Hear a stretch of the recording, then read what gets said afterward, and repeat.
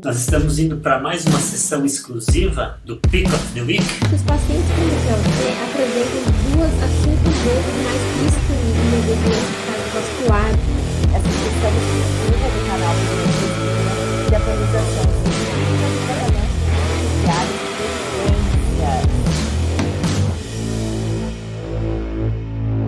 Nos sigam nas redes sociais, né? Deixem seus comentários para que a gente possa aí construir esse conhecimento de forma conjunta.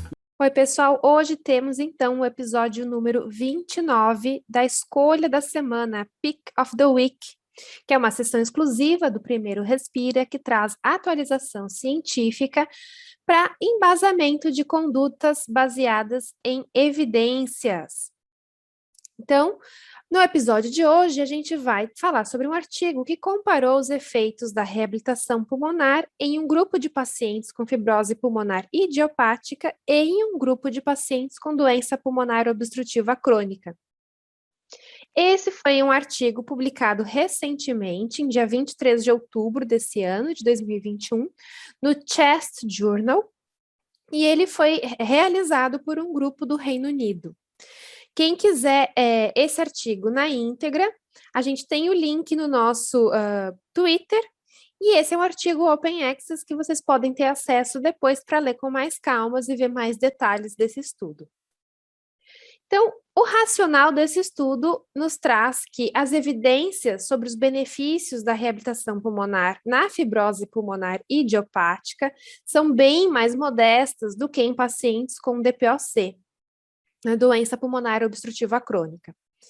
Então, a magnitude do benefício na fibrose pulmonar idiopática, ela é incerta quando comparada à DPOC, não apenas pela escassez de evidências comparada a esse outro grupo de pessoas com DPOC, mas também porque a fibrose pulmonar idiopática, ela tem uma progressão mais rápida do que a DPOC, e também esses pacientes, eles têm uma prevalência maior de dessaturação induzida pelo exercício. Então, nesse contexto, a base de evidências dos benefícios da reabilitação pulmonar na fibrose pulmonar idiopática é bem mais limitada. Então, as diretrizes clínicas que fornecem recomendação para a realização da reabilitação pulmonar nesse grupo de pacientes ainda são um tanto conflitantes, principalmente quando comparada com a DPOC, que a gente tem as diretrizes melhores definidas. Então, o objetivo desse estudo foi comparar as respostas de pessoas com fibrose pulmonar idiopática com um grupo pareado de pessoas com doença pulmonar obstrutiva crônica submetidos ao mesmo programa de reabilitação pulmonar ambulatorial supervisionado. E o objetivo secundário desse estudo foi determinar se a conclusão do programa e ou a resposta à reabilitação pulmonar estão associadas à sobrevida em pacientes com fibrose pulmonar idiopática. Então, a gente já viu no episódio 27 ou 26, acho que foi no 26, que uma revisão sistemática sobre reabilitação pulmonar na fibrose pulmonar idiopática e doenças intersticiais ainda tem pouca evidência sobre a sobrevida após reabilitação pulmonar nesses pacientes. Então, esse artigo traz mais informação nesse sentido. Então, os métodos do estudo envolvem uma inclusão de pacientes com fibrose pulmonar idiopática e DPOC, submetidos ao mesmo programa de reabilitação pulmonar com duração de 8 semanas, que realizaram reabilitação no mesmo período. Esses grupos, eles foram pareados retrospectivamente, ou seja, após a inclusão de diversos pacientes no programa de reabilitação pulmonar, foram selecionados pacientes com fibrose pulmonar e DPOC com o método Propensity Matching, de acordo com a idade, o índice de massa corporal, a pontuação total no questionário CRQ, e também no desempenho do Shuttle Walk Test incremental no baseline, na avaliação inicial, ou seja, na entrada da reabilitação pulmonar.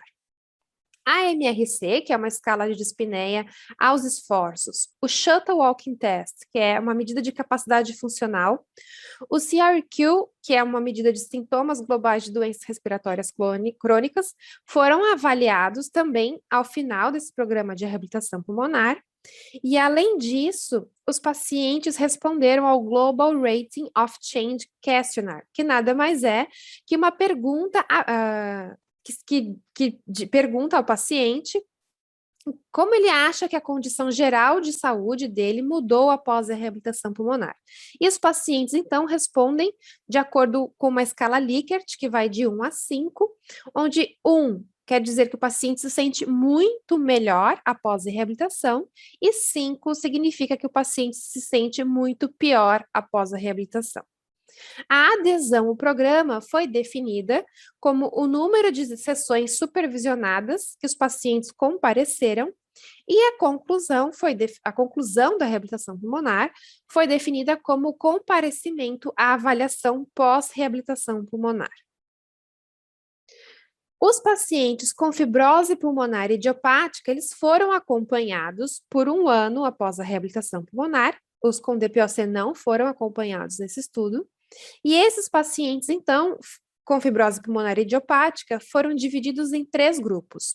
Um grupo de respondentes, ou responders, que foram pacientes que concluíram a reabilitação pulmonar, ou seja, foram e compareceram à avaliação após o programa, e também compareceram no mínimo 8 sessões de exercício de reabilitação supervisionadas. Além disso, eles também, para serem considerados respondentes, eles deveriam alcançar a mínima diferença importante de mudança no Incremental Shuttle Walk Test, que é uma melhora de 38 metros ou mais no teste.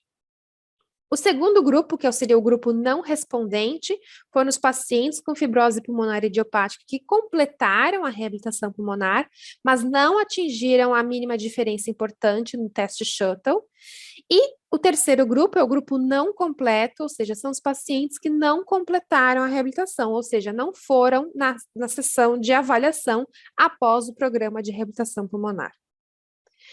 Então, ao avaliar esses pacientes, eles viram que no baseline, no início, na entrada da reabilitação pulmonar, os pacientes com DPOC e com fibrose pulmonar idiopática, eles estavam adequadamente pareados pela idade, sexo, IMC, MRC, Shuttle Test e CRQ total. Então, o propensity matching foi capaz de selecionar pacientes parecidos quando avaliados por essas variáveis. Mas, como esperado, os dados de espirometria, ou seja, de função pulmonar, foram significativamente diferentes nesses pacientes, uma vez que a doença pulmonar de base é diferente, ou seja, pacientes com fibrose pulmonar idiopática, eles têm uma doença restritiva. A alteração na espirometria mais significativa é na capacidade vital forçada.